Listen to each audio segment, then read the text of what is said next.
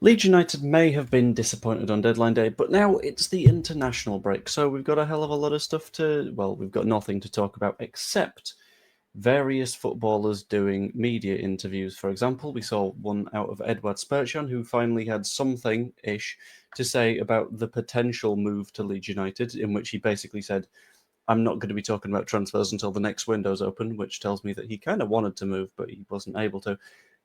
But importantly, players currently under contract at Leeds United are also able to talk, and that includes on the sort of atmosphere behind the scenes at Elland Road throughout deadline day at that kind of time, and that includes specifically BIJOL, one of our newer signings at centre back, and he had a little bit of a say on what the vibe was around the club given what happened on deadline day. So I thought I would do a quick deep dive into all this kind of stuff, what it means for the club, what it means for him going forwards, and ultimately where we are sitting right now.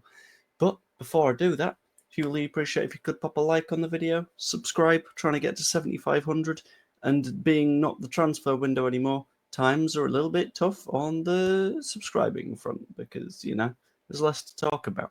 Anyway, let's hop into it. So, Jacobiol was sort of asked specifically what the vibe kind of was. And speaking with the Slovenian outlet Planet Nogomet, I've got no idea where that place is, but you know what? It seems like a fun name. It spoke positively about the mood among Leeds players after deadline day came and went.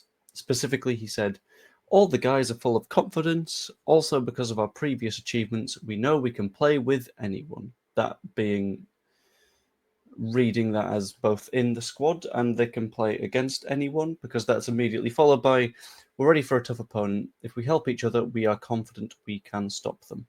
Now, this is one of those that's a little bit of a funky one, especially coming after the match against Arsenal, where we got, let's be honest, roundly pumped.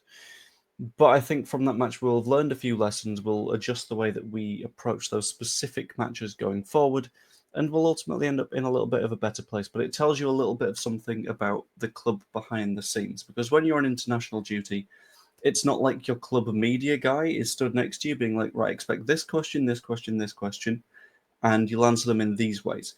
You've not got that when you're on international duty.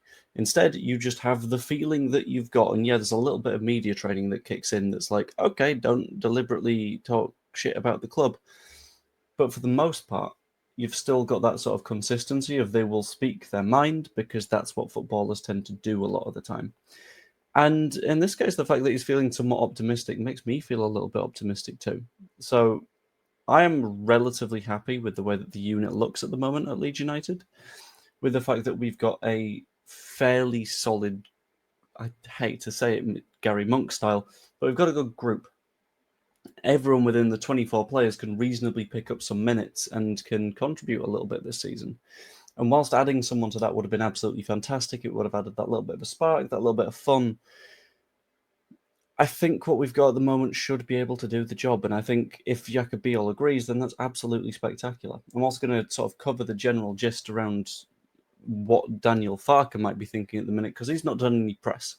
But I'm going to take some wild swings and take a little bit of an estimate as to what Farker might be feeling at the moment, and that is, yeah, a little bit let down that he didn't necessarily get everything that he wanted, but at the same time, that doesn't always mean that he's deeply unhappy with the look of the squad. He did say that things would be difficult if we don't get promoted, but at the same time, I still think we got a decent enough side. Defensively, we know we are very, very solid. If you have a look at the start of the season, 2 clean sheets in 3 ain't half bad. And yeah, we conceded 5 against Arsenal, but the talk about a set piece coach is, for me, putting paid to a few of those little worries. It kind of means that, okay, so we're actively going to make a move to sort of cover over those issues and resolve them in the future, which is kind of what you want to see from the football club.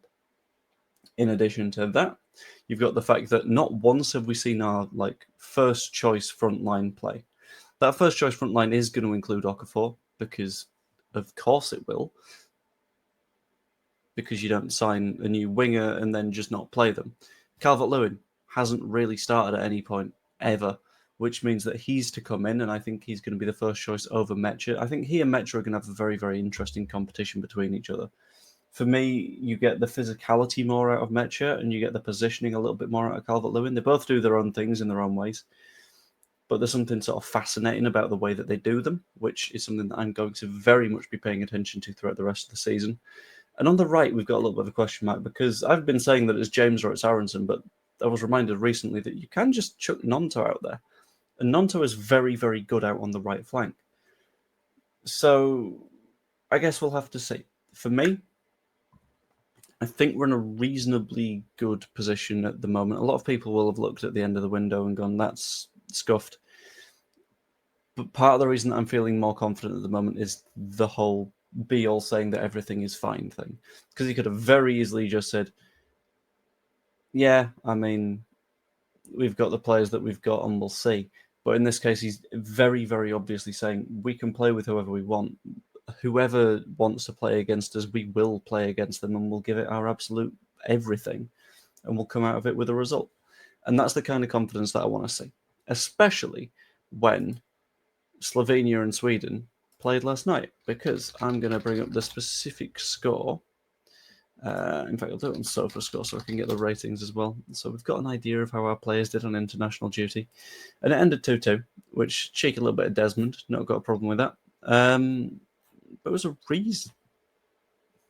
Sorry, that was a fun hiccup burp style thing. But it was a reasonably strong match for Leeds United's players. So Jakub BIJOL comes out of it with a 6.5. You've conceded 2 goals. Obviously, it's not going to look too good as a centre-back. Gabby Gudmundsson playing as a left centre-back, but occasionally doing overlappy things. Sort of like, remember when Chris Wilder got promoted, did the overlapping centre-backs thing, and everyone's like, what is going on here? And it kind of worked.